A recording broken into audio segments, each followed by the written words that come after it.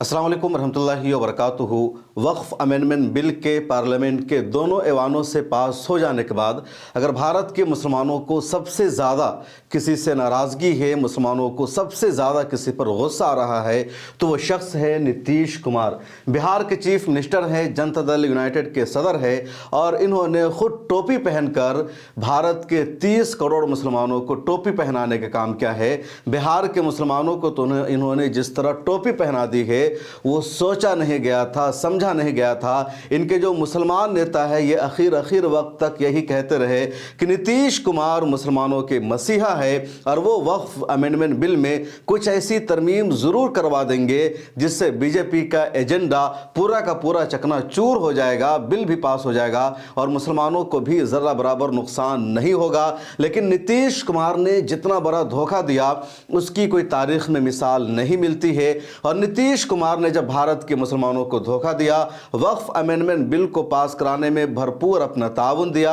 इनके नेताओं ने लोकसभा में और राज्यसभा में जिस तरह मुसलमानों को चिढ़ाया, मुसलमानों के खिलाफ उन्होंने अल्फाज इस्तेमाल किए, मोदी को लेकर के मुसलमानों के खिलाफ जिस तरह की उन्होंने तकरीर की वो नाकाबिले बर्दाश्त थे। और उसका जो असर ये हुआ कि इनकी पार्टी के जो मुस्लिम नेता है उन्होंने बगावत कर दी है, उन्होंने पार्टी छोड़ना शुरू कर दिया है। और भारत के अलावा जो बिहार का मुसलमान है वहाँ जो गम गुस्सा पाया जा रहा है उसकी इससे पहले कोई मिसाल नहीं देखी गई है। इनकी पार्टी के जो बड़े नेता है अभी तक उन्होंने इस्तीफा नहीं दिया है, लेकिन वो चुपचाप है, खामोश है, कुछ बोलने की जुर्रत और हिम्मत भी नहीं कर रहे हैं। और जब इनकी पार्टी के मुस्लिम नेताओं ने जो दूसरे नंबर के तीसरे नंबर के आते हैं उन सब ने रिज़ाइन देना शुरू कर दिया है, मीडिया में लगातार खबर चल रही है, तो बहुत सारे मुसलमान आकर ये कह रहे हैं कि नीतीश कुमार का इस तरह के नेताओं के पार्टी छोड़ने से कुछ भी नुकसान नहीं होने वाला है या नीतीश कुमार की पार्टी को कुछ फर्क नहीं पड़ने वाला है।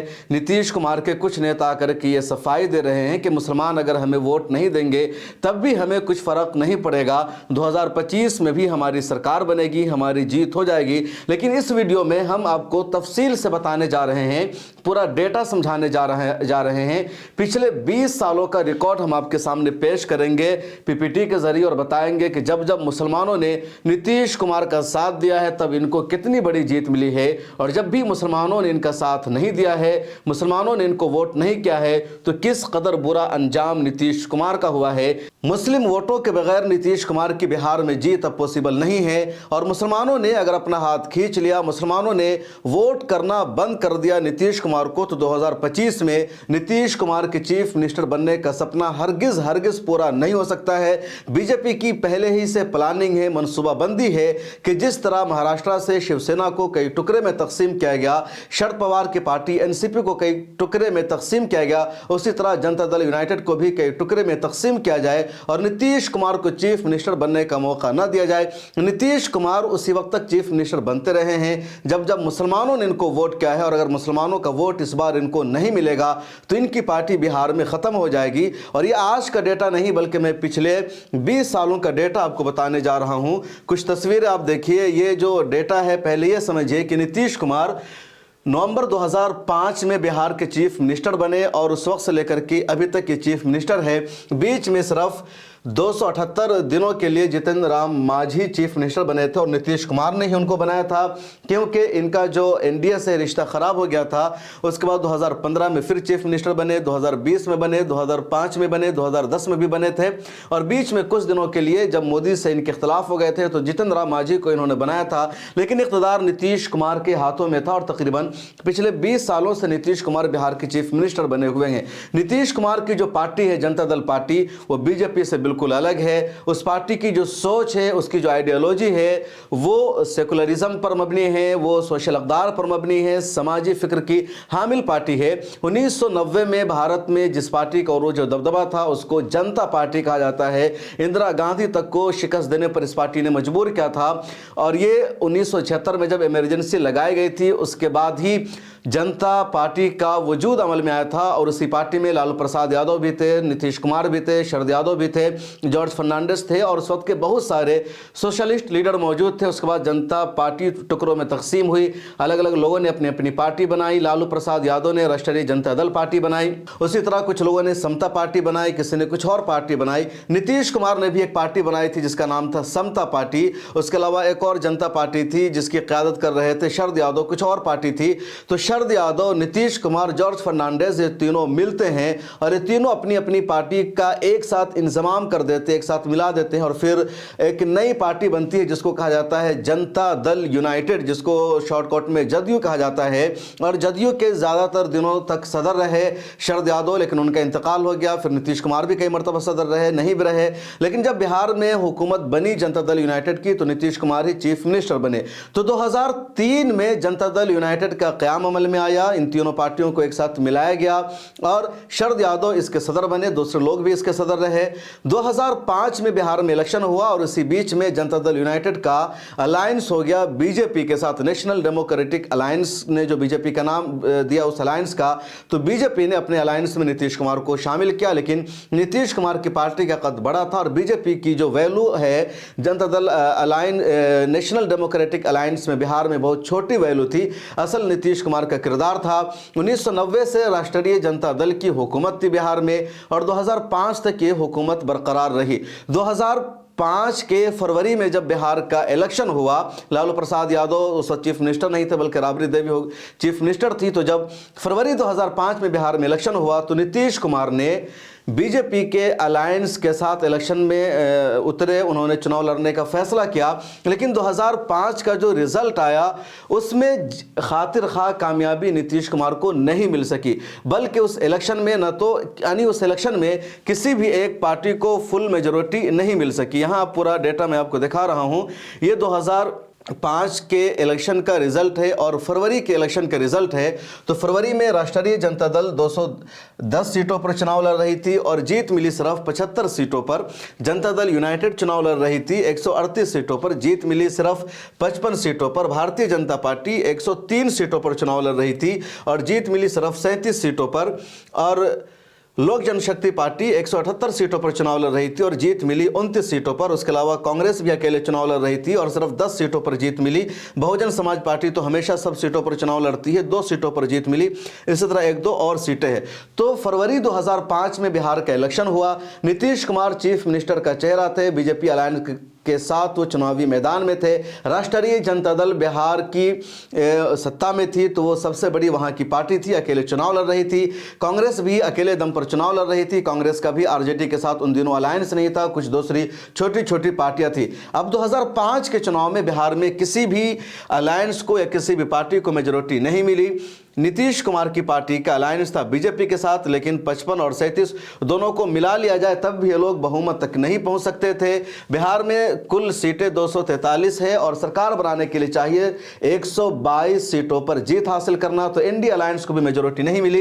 इधर राष्ट्रीय जनता दल को 75 सीटों पर जीत मिली थी और चिराग पासवान को 29 सीटों पर जीत मिली थी। तो राष्ट्रीय जनता दल, कांग्रेस और चिराग पासवान की पार्टी मिल करके इधर से 1-2 एमएलए को मिला करके सरकार बना सकती थी। इस सरकार के बनाने के लिए बातचीत हुई।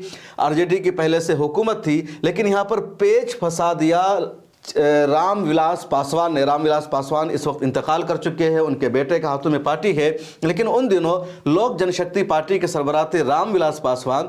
तो रामविलास पासवान ही उन दिनों किंग मेकर थे। रामविलास पासवान अगर चाहते तो आरजेडी सरकार दोबारा बना सकती थी, वरना आरजेडी की सरकार बनने के चांसेस नहीं थे। रामविलास पासवान ने शर्त रख दी कि किसी मुसलमान को चीफ मिनिस्टर बनाया जाए तभी हम सपोर्ट करेंगे आरजेडी को सरकार बनाने के लिए, वरना नहीं करेंगे। रामविलास पासवान की जो मुसलमान वजीर आला बनाने वाली बात थी बहुत ज़्यादा खबरों में आ गई, मुसलमानों तक पहुंच गई। आरजेडी ने किसी मुसलमान को चीफ मिनिस्टर बनाने से साफ इनकार कर दिया। आरजेडी ने कहा, लालू प्रसाद यादव ने कहा कि नहीं, किसी मुसलमान को चीफ मिनिस्टर नहीं बनाया जाएगा। रामविलास पासवान ने कह दिया कि अगर आप मुसलमान को चीफ मिनिस्टर नहीं बनाएंगे तो फिर हम भी आपको सपोर्ट नहीं करेंगे, समर्थन नहीं करेंगे। जो वक्त मुतय्यन था, जो टाइम था सरकार बनाने का, वो टाइम ख़त्म हो गया और फिर बिहार में लग गया गवर्नर राज या कह लीजिए सदर राज बिहार में नाफिज हो गया, किसी भी पार्टी की सरकार नहीं बन सकी। जब सदर राज नाफिज हो गया तो साल 2005 में ही 6 महीना के बाद अक्टूबर में दोबारा बिहार में इलेक्शन हुआ, और जब अक्टूबर में बिहार में इलेक्शन हुआ तो इस मौका पर लालू प्रसाद यादव से मुसलमानों को पहले से गुस्सा था। रामविलास पासवान ने मुसलमान चीफ मिनिस्टर बनाने का दावा किया था, उसको भी आरजेडी ने रिजेक्ट कर दिया था, माना नहीं था। बिहार में 15 सालों में कुछ भी डेवलपमेंट नहीं हो सका था, विकास नहीं हो सका था। जिन मुद्दों पर मुसलमानों ने बिहार में कांग्रेस को छोड़कर आरजेडी को वोट किया था, आरजेडी भी 15 साल तक हुकूमत कर सकी थी और बिहार की जो सूरत हाल है मजीद खराब हो चुकी थी। तो जब 2005 में दोबारा नीतीश कुमार बीजेपी के अलायंस के साथ आते हैं, तरक्की का वादा करते हैं, विकास का वादा करते हैं, तो मुसलमानों को भी लगा कि इस मर्तबा हमें आरजेडी को छोड़ना चाहिए, नीतीश कुमार पर भरोसा करना चाहिए। उधर हिंदुओं को भी लगा कि हमें लालू को छोड़कर नीतीश कुमार पर भरोसा करना चाहिए। इधर सेंटर में बीजेपी की हुकूमत का खात्मा हुआ था, यूपीए की सरकार बनी थी, 2004 में फैसला हुआ था। चुनांचे 2005 के अक्टूबर में जब इलेक्शन हुआ और रिजल्ट आया तो एनडीए को बहुमत मिल गई, यानी जनता दल यूनाइटेड को और बीजेपी को अक्सरियत मिल गई। लालू यादव की पार्टी को कम सीटें मिली, कांग्रेस को भी कम सीटें मिली। ये लोग मिलकर के भी सरकार नहीं बना सकते थे, दोनों अलग अलग उस वक्त चुनाव भी लड़ रहे थे। और एनडीए को जो बहुमत मिली मुस्लिम वोटों की वजह से, ये 2005 का नक्शा है, जो इलेक्शन का रिजल्ट है आप उसको देखिए। ये जनता दल यूनाइटेड है, 139 सीटों में से जनता दल यूनाइटेड को यानी नीतीश कुमार की पार्टी को 88 सीटों पर जीत मिली, 33 सीटें इनकी बढ़ गई, 63% एक तरह से इनको कामयाबी मिली और 20% इनको वोट मिला। बीजेपी को 55 सीटों पर जीत मिली, पिछले चुनाव में बीजेपी को सिर्फ 37 सीटों पर जीत मिली थी, और इस तरह बीजेपी की जीत में 18 सीटों का इजाफा हो गया। राष्ट्रीय जनता दल को पिछली बार 75 सीटों पर जीत मिली थी, लेकिन 2005 के चुनाव में सिर्फ 54 सीटों पर जीत मिली। उसके बाद लोक जनशक्ति पार्टी, जिसको 2005 के ही फरवरी में 29 सीटों पर जीत मिली थी, उनकी जीत सिर्फ 10 सीटों तक महदूद हो गई, 19 सीटें उनकी कम हो गई। कांग्रेस को भी सिर्फ 9 सीटों पर जीत मिली, कांग्रेस की 1 सीट कम हुई, बकिया कम्युनिस्ट पार्टी को या एक सीटें दूसरी पार्टियों को मिली। तब जनता दल यूनाइटेड और बीजेपी को मेजोरिटी मिल गई और इन दोनों ने मिलाकर के अपनी सरकार बिहार में बना लिया। नीतीश कुमार बिहार में चीफ मिनिस्टर बन गए, एनडीए के पास मेजोरिटी थी, नीतीश कुमार चीफ मिनिस्टर बने और सुशील कुमार मोदी बिहार के डिप्टी चीफ मिनिस्टर बने। और 2005 में जब नीतीश कुमार ने ओहदे का हलफ लिया, वजीर आला बने, तो बिहार में लगातार उन्होंने काम कराना शुरू किया। बिहार के स्कूलों में टीचर्स की बहाली हुई, सड़कों का काम शुरू हुआ, पंचायत इलेक्शन कराए गए, हर जगह उन्होंने सैलरी में इजाफा करना शुरू कर दिया, स्कूल के स्टूडेंट्स को उन्होंने साइकिल देना शुरू कर दिया, हर तरफ से उन्होंने सौगात देना शुरू कर दिया। और 2005 से 2010 तक का जो बिहार का नीतीश कुमार का सफर था, पूरे इंडिया में चर्चे में रहा, हर तरफ नीतीश कुमार की तारीफ होने लगी। नीतीश कुमार विकास पुरुष बन गए। नीतीश कुमार के मॉडल कितनी तारीफ हुई कि जब बाहर के नेता आते थे तो नीतीश कुमार से ही मिलना चाहते थे। पाकिस्तान के साबिक वज़ीर-ए-आज़म इमरान खान जब उन दिनों इंडिया आए तो उन्होंने भी नीतीश कुमार से मिलने की ख्वाहिश जाहिर की, क्योंकि हर जगह मैसेज पहुंच गया कि बिहार जो एक पसमादा इलाका था, पिछड़ा स्टेट था, नीतीश कुमार ने उसको बहुत आगे बढ़ा दिया है, वहां की सड़क अच्छी हो गई है। नीतीश कुमार की जमकर तारीफ हुई। और जब नीतीश कुमार का किरदार सामने आ गया तो 2010 का जो इलेक्शन हुआ तो उस इलेक्शन में मुसलमानों ने और बढ़ चढ़कर नीतीश कुमार को वोट किया और नीतीश कुमार को फुल मेजोरिटी मिल गई। लालू प्रसाद यादव का मुकम्मल तौर पर सफाया हो गया। बिहार में अपोजिशन को जो सीटें मिलनी चाहिए थी वो सीटें भी नहीं मिल सकी, यानी अपोजिशन भी कानूनी तौर पर बिहार में 2010 में नहीं बन सकी। क्या था 2010 का रिजल्ट, आप खुद देखिए। ये 2010 का बिहार का रिजल्ट है। जनता दल यूनाइटेड को 2010 के इलेक्शन में 115 सीटों पर जीत मिल गई। 141 सीटों पर यह पार्टी चुनाव लड़ रही थी और सीधे सीधे 115 सीटों पर जीत मिल जाती है।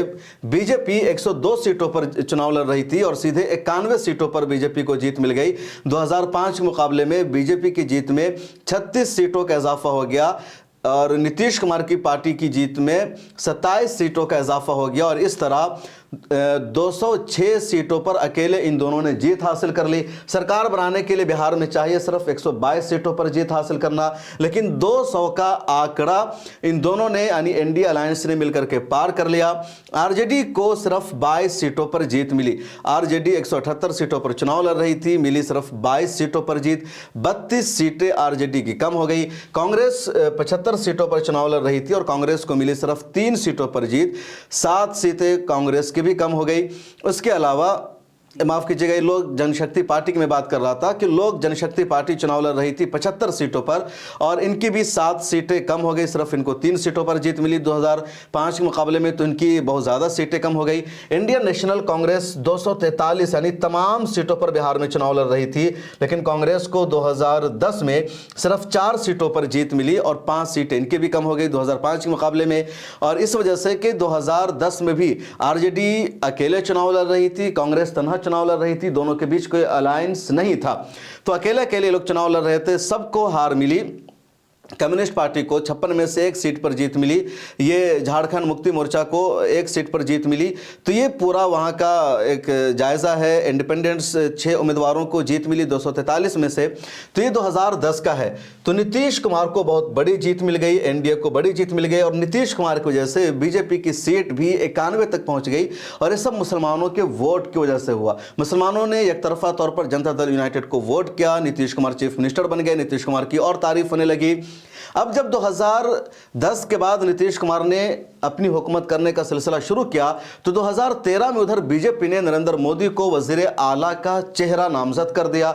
नीतीश कुमार को उम्मीद यह थी कि एनडीए अपने किसी नेता को चीफ वजीर आजम का चेहरा नहीं बनाएगी, बल्कि मुझे ये मौका दिया जाएगा। और इसी वजह से नीतीश कुमार और मोदी के दरमियान इख्तलाफ बढ़ने लगे, या कह लीजिए जेडीयू और बीजेपी में इख्तलाफ का सिलसिला शुरू हो गया। उसके बाद जनता दल यूनाइटेड ने बीजेपी से अपना अलायंस तोड़ लिया और 17 साल बाद नीतीश कुमार की पार्टी जदयू और बीजेपी का जो अलायंस था वो टूट गया। कहा जाता है कि 17 साल बाद एनडीए अलायंस को तलाक हो गई, नीतीश कुमार अलग हो गए। उसके बाद ये क्या बोलते हैं कि बीजेपी अलग हो गई, नीतीश कुमार के पास अकेले 115 एमएलएस थे, 122 चाहिए सरकार बनाने के लिए।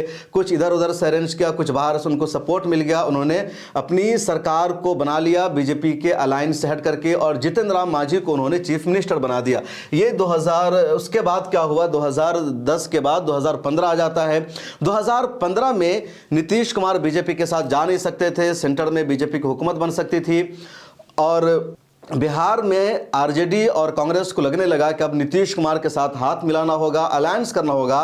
तब पहली मर्तबा एक साथ अलायंस हुआ राष्ट्रीय जनता दल का, जनता दल यूनाइटेड का और कांग्रेस का, और बिहार की 243 सीटों का बंटवारा हुआ। 100 सीटें आरजेडी को दी गई, 100 सीटें जदयू को दी गई और 40 सीटें कांग्रेस को दी गई, बकिया सीटें कुछ और पार्टियों को दी गई। एक स्टेज पर लालू प्रसाद देखे गए, नीतीश कुमार देखे गए और जो दूरियां थी, क्योंकि नीतीश कुमार इक़्तिदार में आए थे आरजेडी को हटा करके, तो आरजेडी को ये बात बर्दाश्त नहीं हो रही थी। लेकिन 10 साल का वक्फा हो गया 2005 से 2015 और फिर दोनों एक स्टेज पर आ गए और इन दोनों बीजेपी का उरूज हो रहा था। सेंटर में नरेंद्र मोदी प्राइम मिनिस्टर बन चुके थे, बीजेपी का और स्टेट में सरकार बनने वाली थी। महाराष्ट्र में बीजेपी की जीत हो गई थी, कांग्रेस की हुकूमत का खात्मा हो गया था।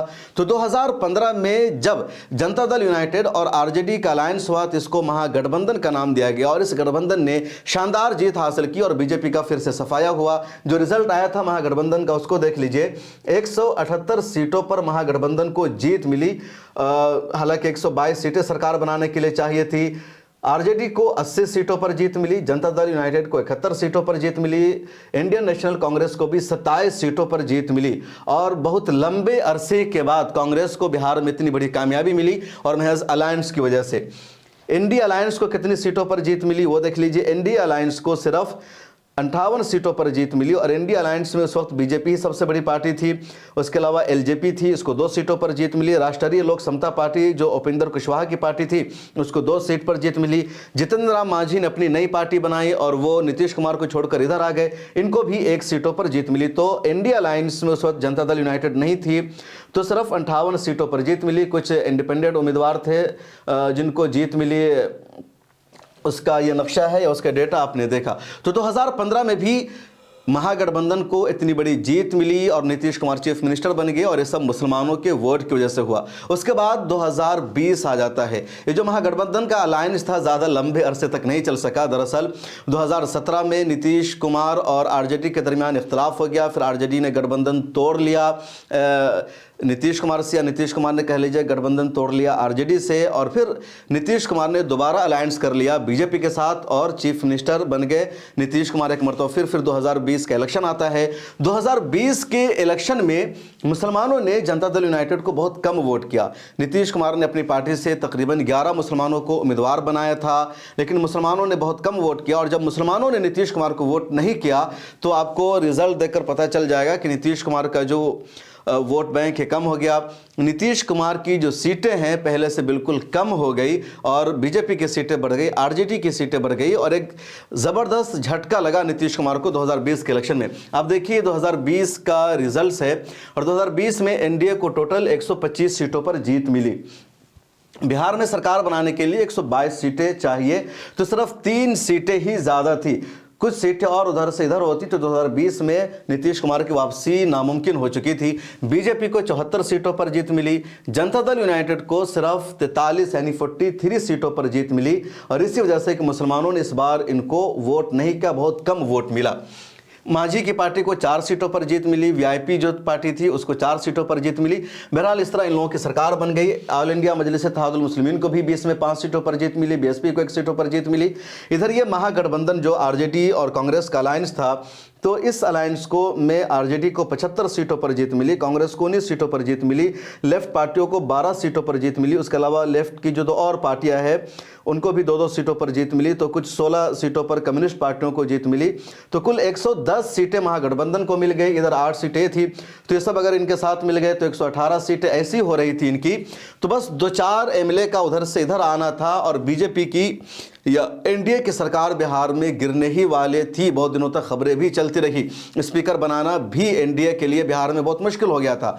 और नीतीश कुमार की 2020 में जो ये बुरी हालत हुई थी, जो ख़राब सिचुएशन हुई थी, महज इसी वजह से क्योंकि मुसलमानों ने इस मरतबा बहुत कम नीतीश कुमार को वोट दिया। और वजह कम देने की थी नीतीश कुमार को कि 2019 में जब सिटीजनशिप अमेंडमेंट एक्ट आता है तो पार्लियामेंट से उस कानून को पास कराने में नीतीश कुमार ने भरपूर किरदार अदा किया। उस मरतबा नीतीश कुमार की पार्टी ने वोट तो बिल की हिमायत में नहीं किया था, क्योंकि बीजेपी के पास फुल मेजोरिटी थी।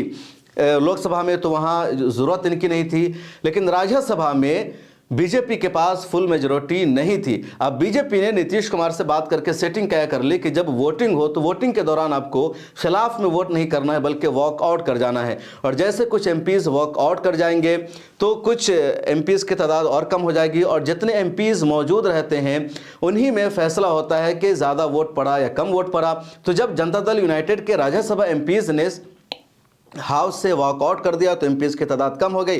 फिर बीजेपी सिटीजनशिप अमेंडमेंट एक्ट को पास कराने में कामयाब हो गई। तो ये साजिश थी नीतीश कुमार की पार्टी की सिटीजनशिप अमेंडमेंट एक्ट को यानी सीए को पास कराने में। इस वजह से मुसलमानों में गुस्सा था। बाद में मुसलमानों के गुस्सा को कम करने के लिए नीतीश कुमार ने बिहार असेंबली में एक रेजोल्यूशन पास किया, प्रस्ताव पास किया, जिसके मुताबिक बिहार में सीए और एनआरसी को नाफिज नहीं किया जाएगा। इनके नेता जब मुसलमानों के बीच पहुंचे उन्होंने कहा कि नीतीश कुमार ने ये काम आपके लिए किया है, तो मुसलमानों ने रिजेक्ट कर दिया, मुसलमानों ने दौड़ाने का काम किया। तब भी बातें कुछ पुरानी हो चुकी थी, तो मुसलमानों का कुछ वोट मिला, लेकिन उतना नहीं मिला जितना मिलना चाहिए था और ये अंजाम हुआ नीतीश कुमार का। अब 2025 आने वाला है। बीच में भी नीतीश कुमार बीजेपी छोड़कर आरजेडी के साथ गए थे, सरकार बना ली थी। तेजस्वी यादव कुछ दिनों के लिए दोबारा डिप्टी चीफ मिनिस्टर बन गए थे। फिर नीतीश कुमार ने पलटी मारी, उधर से इधर आ गए और बीजेपी के साथ उन्होंने अपनी सरकार बना ली। अब 2025 आ चुका है, अक्टूबर में बिहार में इलेक्शन होगा और इस इलेक्शन में नीतीश कुमार के खिलाफ जो गम और गुस्सा है बहुत ज़्यादा बढ़ चुका है। और अगर मुसलमानों ने नीतीश कुमार को बिल्कुल नज़रअंदाज कर दिया, वोट नहीं दिया, तो नीतीश कुमार को जो पिछले चुनाव में 43 सीटें मिली थी वो सीटें भी नहीं मिल पाएगी, बल्कि नीतीश कुमार की जो सीटें हैं 30 के आसपास हो जाएगी। और जहां नीतीश कुमार की सीटें कम होगी, इधर आरजेडी की और कांग्रेस की सीटें बढ़ जाएगी और यकीनी तौर पर नीतीश कुमार की हुकूमत का खात्मा हो जाएगा। तो जो लोग ये कह रहे हैं कि मुसलमानों के नीतीश कुमार को वोट न करने से नीतीश कुमार का कुछ नुकसान नहीं होगा या कुछ मुस्लिम नेता जो इस्तीफा दे रहे हैं उसका नीतीश कुमार पर असर नहीं पड़ेगा, ऐसा नहीं है, बल्कि बहुत बड़ा असर पड़ेगा। और पिछले चुनाव में मुसलमानों ने एक तरह से छोटा मोटा मैसेज दिया था, लेकिन इस मरतबा अगर सच में मुसलमानों ने वफादारी से काम लिया और नीतीश कुमार को वोट नहीं किया तो नीतीश कुमार की जो सीटें हैं बिल्कुल कम हो जाएगी। और ये भी जान लीजिए, नीतीश कुमार की सीटें जहां 40 से कम होगी, बिहार में सरकार बनाने के लिए चाहिए 122 सीटें और नीतीश कुमार की सीटें जहां 40 से कम आएगी, बीजेपी इनको चीफ मिनिस्टर बनाने वाली नहीं है। बीजेपी बार बार चाहती है कि चीफ मिनिस्टर उनका बने। इस मर्तबा बीजेपी ने इनको चीफ मिनिस्टर बना दिया, बर्दाश्त कर लिया, क्योंकि उधर आरजेडी के साथ दोबारा नीतीश कुमार जा सकते थे तो बीजेपी के पास ऑप्शन नहीं था। तो बीजेपी को लगा कि जैसे तैसे अपनी सरकार बन जाए। अगली बार आरजेडी भी नीतीश कुमार के साथ हाथ मिलाने वाली नहीं है। आरजेडी यही चाहेगी कि तेजस्वी यादव ही चीफ मिनिस्टर बने। तो नीतीश कुमार को चीफ मिनिस्टर बनने के लिए आरजेडी का कोई भी सपोर्ट मिलने वाला नहीं है। दूसरी तरफ बीजेपी भी नीतीश कुमार को अब चीफ मिनिस्टर नहीं बनाएगी। महाराष्ट्र का अंजाम आप देख चुके हैं कि एकनाथ शिंदे को फर्स्ट टाइम तो सीएम बना दिया गया क्योंकि वहां शिवसैनिक वोटों की हिमायत हासिल करनी थी। लेकिन इसी साल 2025 में, माफ कीजिएगा, पिछले साल इलेक्शन हुआ 2024 में, जब बड़ी जीत मिल गई महाराष्ट्र में बीजेपी को, तो जीत मिल जाने के बाद उन्होंने सीधे एकनाथ शिंदे को चीफ मिनिस्टर से डिप्टी चीफ मिनिस्टर बना दिया और दोबारा फडणवीस को उन्होंने चीफ मिनिस्टर बना दिया। तो बीजेपी की पुरानी रवायत है, बीजेपी सबके साथ ऐसा करती है। तो यही हाल नीतीश कुमार का भी होने वाला है और सीधे नीतीश कुमार जो ताहर पर से गिरेंगे तो खुजूर पर अटकेंगे, यही कहावत साबित होगी।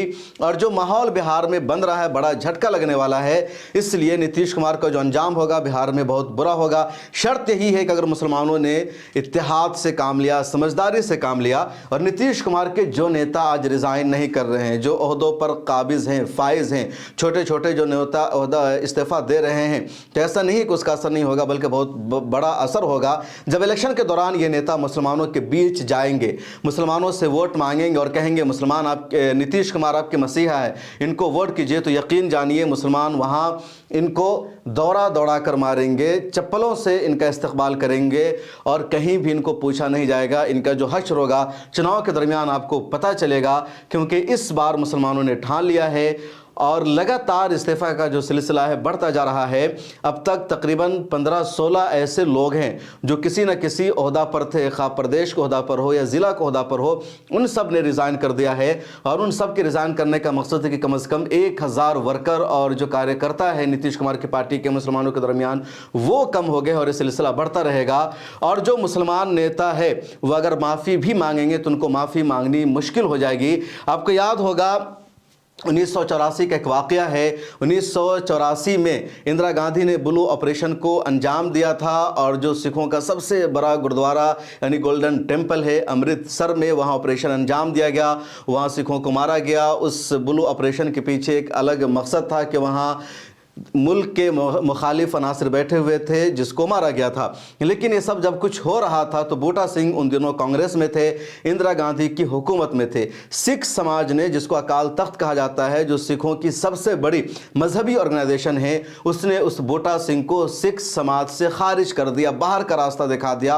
और जब दोबारा बूटा सिंह ने सिख समाज में शामिल होने की कोशिश की तो उनसे माफ़ी मंगवाई गई। और माफ़ी मंगवाने का तरीका यह था कि जितने ज़ायरीन गोल्डन टेंपल में आएंगे उन सब के जूते को उन्हें उठाना होगा, उन सब के जूते को अपने मुंह से लगाना होगा। और ये बूटा सिंह ने किया 1999 में, तब उनको माफ़ी मिली और दोबारा सिख समाज में शामिल हो गया।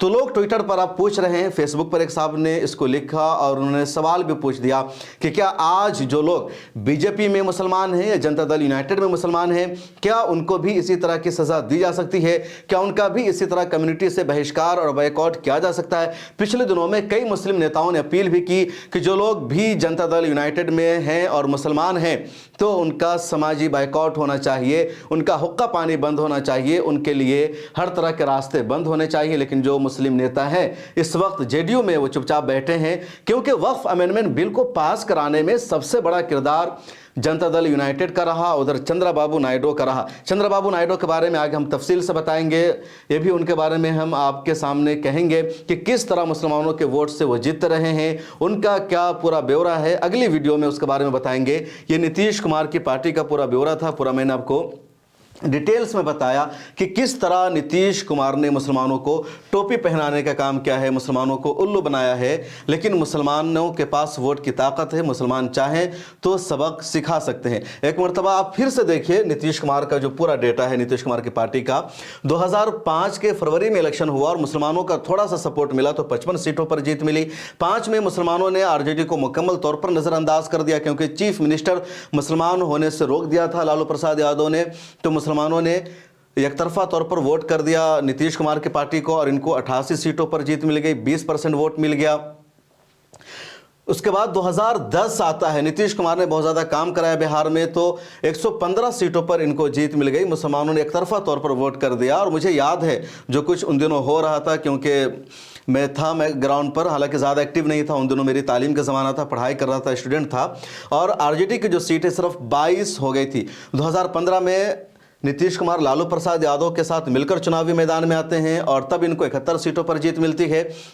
लेकिन 2020 में मुसलमानों ने थोड़ा सा इनसे अपने हाथ को खींचा, थोड़ा सा इन्होंने आरजेडी की तरफ झुकाव पैदा किया और नीतीश कुमार को नज़रअंदाज किया। हालांकि टोटली मुसलमानों ने नज़रअंदाज नहीं किया था 2020 में, सिर्फ 60% मुसलमानों ने नज़रअंदाज किया, 60% मुसलमानों ने आरजेडी और कांग्रेस को वोट कर दिया, 40% इनको वोट मिला, तो इनकी 43 सीटें आई है। और अगर 100% मुसलमानों ने बिहार में नजरें चुरा ली अपनी, नीतीश कुमार को वोट नहीं किया, मुकम्मल तौर पर बेरुखी अपना ली, तो नीतीश कुमार की जो सीटें हैं वो 20 तक महदूद हो जाएगी। और 2005 से नीतीश कुमार का जो उरूज था बिहार में, नीतीश कुमार की जो लगातार जीत हो रही थी, जीत का वो सिलसिला बंद हो जाएगा।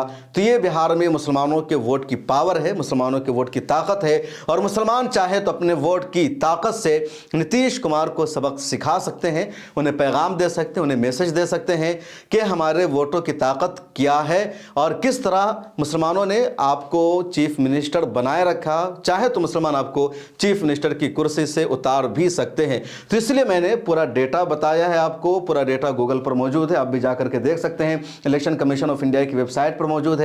मैंने अपनी तरफ से इसमें कुछ भी ऐड नहीं किया, बल्कि जो कुछ है सब स्क्रीनशॉट ही है गूगल का या विकिपीडिया का। तो पूरा डेटा मौजूद है और आपके वोटों की ये ताकत है। आपकी इसके बारे में क्या राय है कमेंट सेक्शन में जरूर लिखिए। मिले टाइम्स को फाइनेंशियली सपोर्ट कीजिए। सोशल मीडिया के सभी प्लेटफॉर्म पर आप हमें फॉलो कर लीजिए। ज्वाइन का बटन दिख रहा होगा, उस पर क्लिक करके मेंबरशिप लीजिए। फिर मुलाकात होगी।